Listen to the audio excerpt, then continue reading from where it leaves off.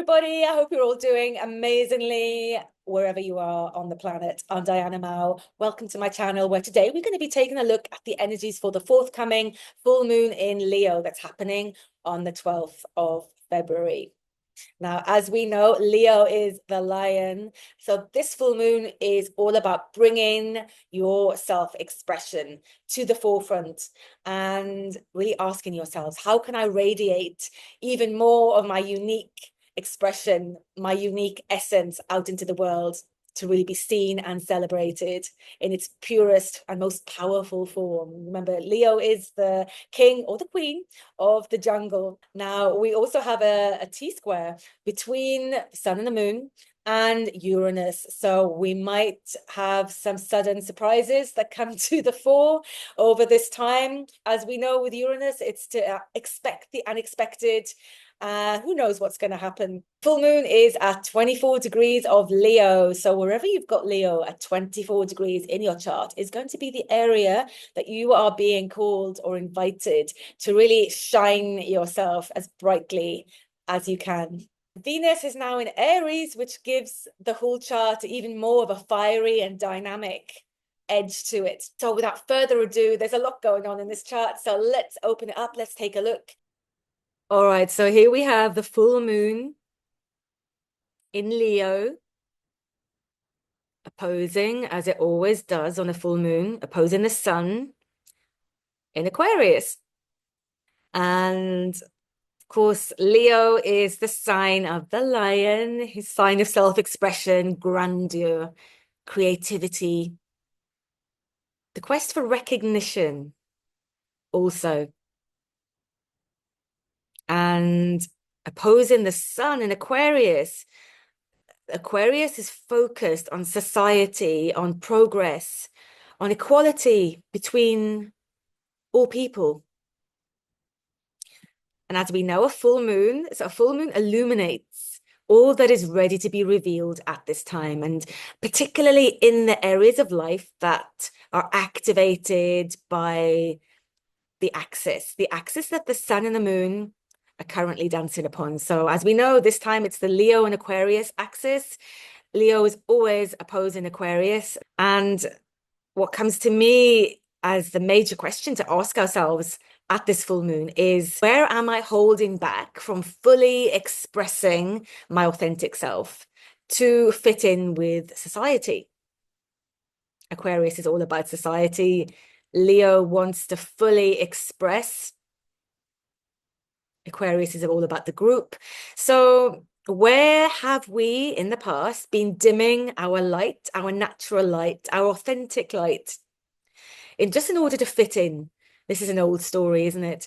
And in really asking ourselves this, we might become aware of any fears that might still be in the field, around really embracing our uninhibited self-expression, however that might want to come out.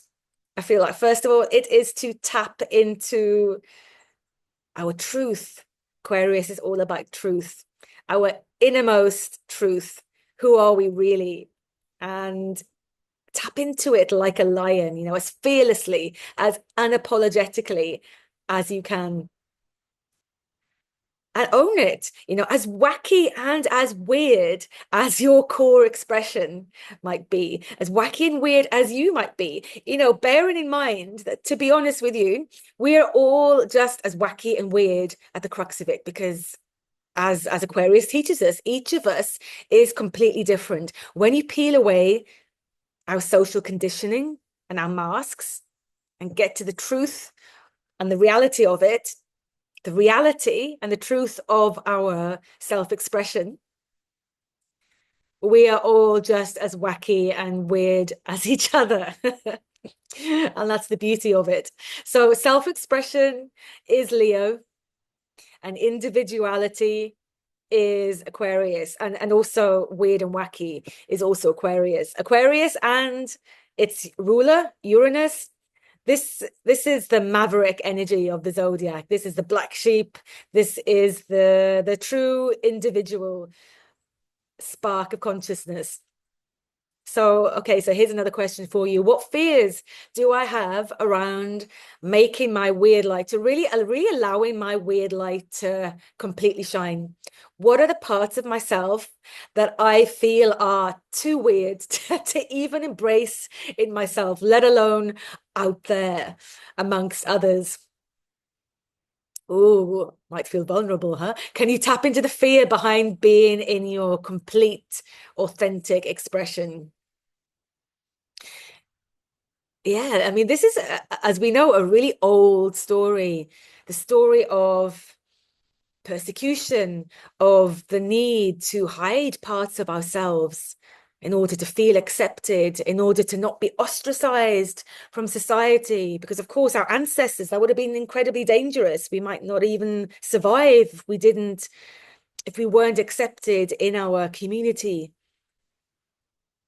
So this is a question of survival as well. And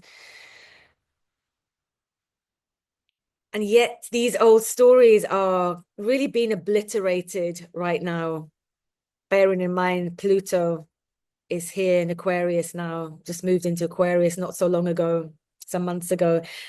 So the invitation is really starting to come through strongly for us all. Can we dare to stand out? Can we dare to stand out now? Can we dare to stand up and be counted like lions? Can we all be kings and queens of this jungle? What will the jungle look like if we're all standing in our power, if we're all letting our individual fires burn so brightly? Bearing in mind that the sign of Leo is fixed fire. So perhaps you might want to imagine right now radiating your essence of fire so that other people can come, so other people can be attracted to your fire, what you have to offer, so that they can warm their hands to your vibrancy, to your aliveness, to your juiciness, to your fire, whatever it is that you are made of, whatever it is that you came here to serve to others just by being you, so that other people can find you. When you are vibrating in your essence, when you are burning that fire, then yeah, you become a beacon of light. Other people in the community who are actually your people, they're going to find you. This is how communities are created, when we're all signaling really strongly who we are without any shame, without any holds barred. This is who I am. So Leo on that this note then is spontaneous, unscripted, doesn't have an agenda, just wants to be, just wants to live. So this is an energy that is moving from the heart in a playful way.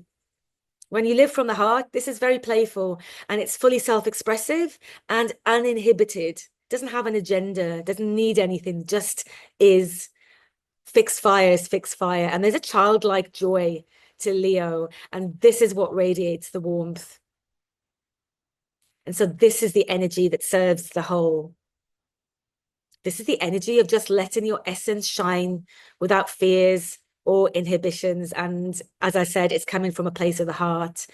Leo rules the heart, also rules the spine. So when you are actually living from the heart, it's not, even though you are vulnerable and you are strong in that, there's a strength. You are able to really stand up. Your spine is strong. You're able to stand up and be counted. And there's an inner strength that comes from this really heart-ruled self-expression. Now, on the flip side, of course, Leo also rules the ego.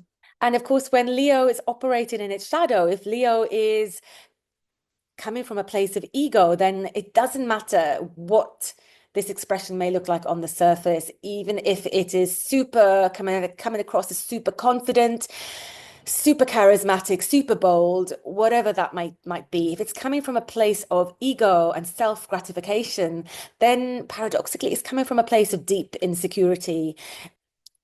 And basically the illusory belief is that if I am seen as more special than everybody else, if I am celebrated more than everybody else, if I'm given more special treatment, if I appear to be head and shoulders above everybody else, if I am important, then I will feel important to myself. Otherwise, I don't feel like I'm anybody. So it comes from really deep place of insecurity and actually lack of self-worth.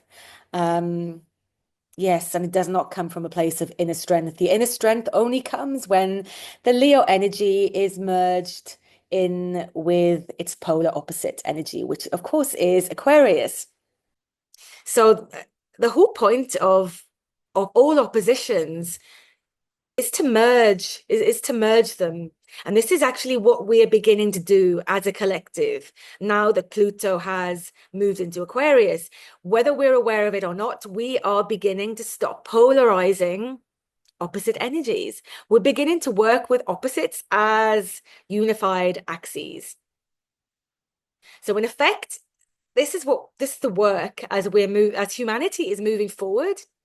And this is also symbolized by Pluto and Aquarius. We are beginning to dissolve duality. This is a whole new way of unlocking our consciousness. This is a huge expansion of consciousness. And this is also how we begin to unlock pure magic. This is pure magic, guys. This is energetic alchemy. And in any case, when we have a deeper feel into these two supposedly opposite energies, we're going to see anyway that they have so many similarities. I mean, they have to. They're effectively the same energy at the end of the day. So on the one hand, of course, Leo naturally wants to stand out. That's obvious. But when we think about it, even though Aquarius is devoted to the collective, is devoted to egalitarianism, Aquarius also wants to stand out. It refuses to conform. Aquarius is the maverick, the rebel, the visionary, and it's just as invested in being different as Leo is. So here there's a real celebration of our uniqueness that wants to come into play, and in a way that really serves the whole. So instead of seeing these two energies as opposite, the invitation on this full moon, and in fact on all full moons for all the axes, is to see polarizing energies as one. And as I just mentioned, in this case, therefore, we have a fully expressed, a fully unique self that is also effortlessly, because it is fully expressed, because it is fully unique, an integral part of society. Now, looking across from the sun, here we've got a nice conjunction. We've got a conjunction with Ceres, which rules nurturing, and Mercury. So this little stellium here is emphasizing conscious communication. It's Mercury, and also care, which is Ceres, for both ourselves and our communities. And this is exactly what Pluto and Aquarius is initiating over these next 2 decades. Pluto and Aquarius for the next 19 years is all about the transformation of society. Aquarius is society, and Pluto is the great transformer. So over this time frame, we are going to be getting such a total overhaul, and everything from societal structures, power dynamics, and also, of course, technology, AI, and how we build community. Now, looking at the aspects for this full moon, we do have a T-square going on with Uranus. So Uranus in Taurus, here we have Uranus at 23 degrees. So the message is always with Uranus is to expect the unexpected. This energy is basically signaling sudden shifts and potential disruptions, because of course, this is a square, and therefore this is usually challenging. And let's not forget that Uranus is in Taurus, and as we know, Taurus is a sign that likes to resist change. So as a general rule, then this whole Uranus square might feel a little bit destabilizing. And this is where that old word surrender comes in, right? Acceptance, non-resistance. So the more that we can just flow with anything that comes up, then honestly, the easier this square is going to feel. So whatever waves then that Uranus brings us is ultimately going to feel exciting. Remember that I feel like it's always really important to remember that Uranus is not here just to mess with us, just for the sake of messing with us. Uranus actually wants to bring us more freedom, wants to break through of any structures that just don't serve anymore.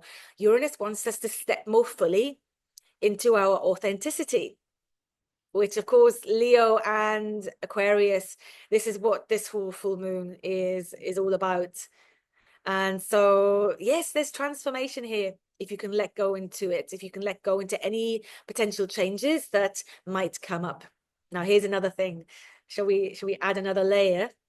Because actually, this is not just a T-square. This is a fixed grand cross. Oh, so this is Uranus and Taurus, and as we can see on the other side, directly opposing, well, not directly, there's a few degrees off, but on the other side of Uranus, we have Juno in Scorpio. So we can't see the aspect line because Juno is an asteroid, but she's here at 28 degrees of Scorpio, so she's in the mix. So this is, Juno is forming a fixed grand cross with the sun, the moon, and Uranus.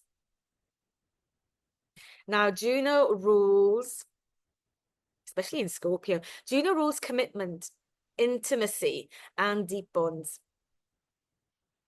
Scorpio also rules intimacy, commitment, deep bonds. And so this configuration may well highlight relationships. There might be some push-pull dynamics, some sudden shifts with this opposition to Uranus.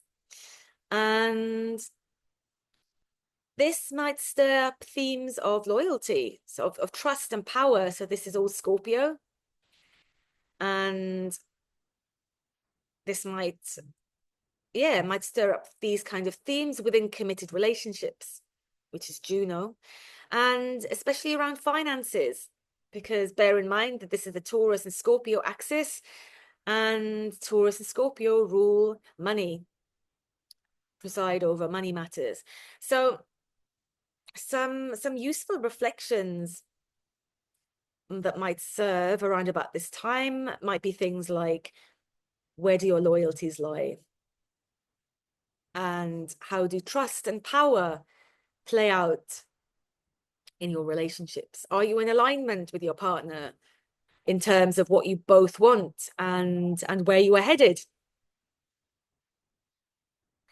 Now, I will just add here that Venus has moved on to Aries. She's here at 5 degrees of Aries, and she's making a sextile now to Jupiter and Gemini, and Jupiter and Gemini is now direct.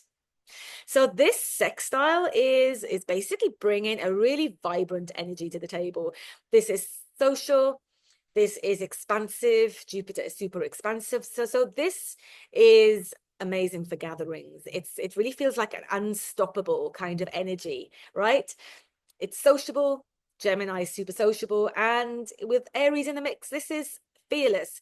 This is pioneering. So this could be great for business communications and also business meetings. It's definitely an invitation to connect, to celebrate, and this, of course, also assists in the bringing of your most radiant and authentic self to the table.